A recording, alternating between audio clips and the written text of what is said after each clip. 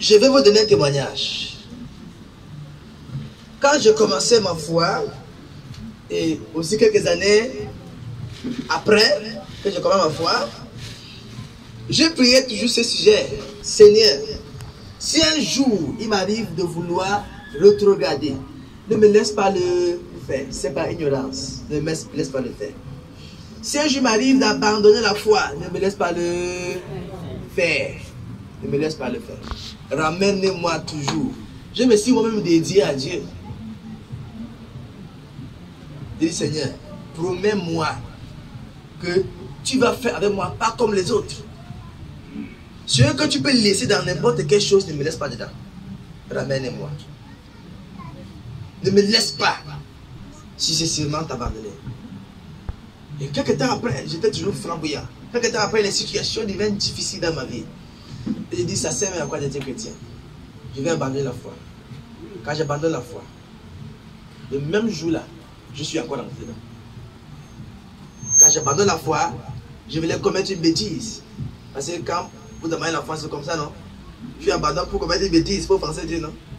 Mais la bêtise n'a pas marché. Et comme ça n'a pas marché, je suis rentré de dire, mais ça sert à quoi d'aller dans le monde? Même le monde même te rejette. Hein? Le monde même te rejette. Donc mieux vaut rentrer vers celui qui t'accueille. Je suis rentré vers Dieu. Et la deuxième fois, c'était toujours quelques temps après encore, juste un petit laps de temps là. J'ai dit que je ne veux plus servir Dieu, je souffre trop. Je me suis mis à l'insulter. Salopard, chien, tu vas me faire quoi? Hein? J'ai pris le caillou, lancé à l'air que bon. La colère, non? Mais tu sais, je fais tout. Tu sais que c'était le niveau de compréhension, non? Toi qui ne comprends pas assez. C'est toi qui te plains tout ce temps-là. Tu te fâches de Dieu. Oh papa, je vais t'abandonner. Après, tu n'abandonnes pas. C'est parce que l'amour est là, mais tu es ce qu'on appelle encore innocent. Et l'innocence. Tu comprends, non? Tu ne connais pas encore ça.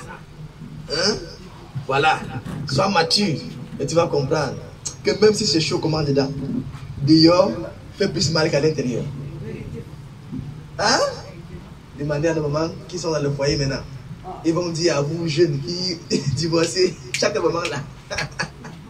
Vous, jeunes qui divorcez chaque moment là, ils vont dire que quand tu es dedans, c'est mieux que l'extérieur. Tu ne connais pas qui tu vas rencontrer demain.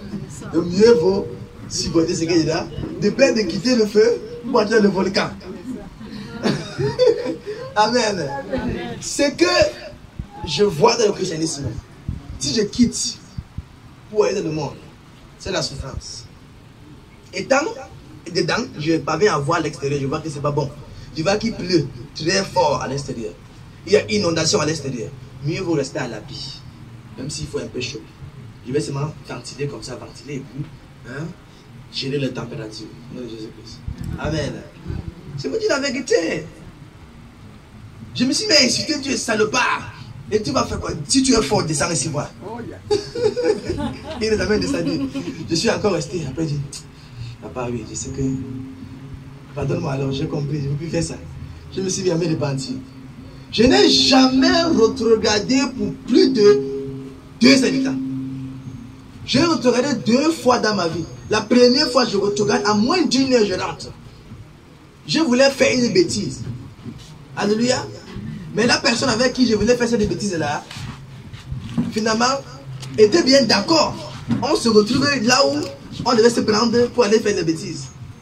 J'entends soudainement, je dois rentrer à la maison. C'était la nuit, je dois rentrer à la maison pour... j'ai déjà fermé la porte, j'ai pas fermé la porte. Donc, il dit, va fermer, alors j'attends ici. Il a plus sur moi. J'attendais, je suis fatigué, je m'avais à l'intérieur. Je dis que, mais pourquoi est-ce que j'étais tant fatigué? À l'époque, là, on m'appelait pasteur.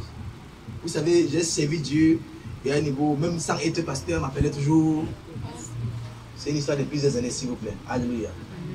Après, maintenant, j'entends pasteur dans le message. Je ne savais pas que tu étais comme ça. Mais comment tu me dis que tu ne savais pas que j'étais comme ça? Pourtant, nous-mêmes, nous deux, on s'est entendus d'aller faire les bêtises. Maintenant, tu arrives, maintenant, tu me dis que tu ne savais pas que j'étais comme... Pourquoi tu as accepté? Il fallait me dire ça au début. J'ai commencé à pleurer. J'ai pleuré, dit papa, si c'est comme ça, le monde est, non? Mais je n'ai pas pu là. J'ai dit, moi et toi maintenant, je ne bouge pas.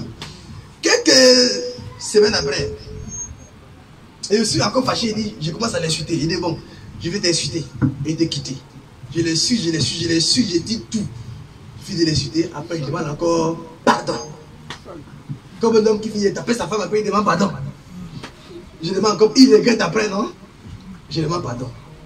Et voilà comment, moi, depuis ce jour, ça fait plusieurs années jusqu'à présent, l'apôtre Tangang n'a jamais regardé.